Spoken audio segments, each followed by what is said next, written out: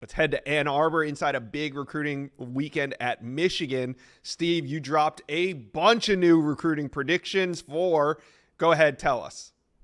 Well, they landed some. They landed some of these guys: running back Donovan Johnson, offensive lineman Caden Strayhorn. Michigan's up to number 12 in the On3 recruiting rankings, Josh, and they could be in the top 10 soon. You know, a couple of the big predictions that I logged: on 300 receiver Andrew Marsh and on 300 tight end Andrew Olish. I think that Michigan's the one to beat for both.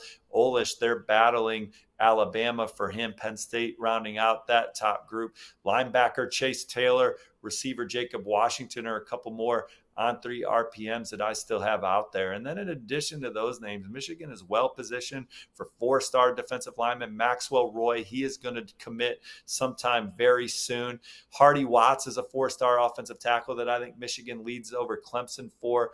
Kamar Archie is a linebacker that was on campus that I think Michigan made up a lot of ground for. The big linebacker on campus was Nathaniel Owusu Boateng. Michigan is going toe-to-toe with Notre Dame in that one. And probably we talked about those RPMs, we talked about predictions, we talked about guys that they're trending for. But some of the biggest news, in my opinion, of the weekend is Nate Marshall, the jewel of the class, was back on campus after taking a unexpected official visit to Auburn, and I think he is locked in with the Wolverines following his official visit this weekend. All right, Steve, how do you feel Michigan recruiting has been throughout the summer? I mean, coming off this national championship, we had a coaching change, but all that withstanding, what do you make of Michigan recruiting? Well, they have a chance to finish here with a top 10 class coming off a national championship. And you and I were kind of talking about it before the show. They're kind of like one of the programs that rankings don't really apply to. We can sit here and say, well, Michigan's not in the equation for these top 50 recruits. And that's why we don't talk about them much on the show. But by the time they get done playing at Michigan, they're top 50 draft picks in the NFL draft. And that is the most important thing. Their development they got a new coaching staff in place, Sharon Moore, new coordinators, new strength coach.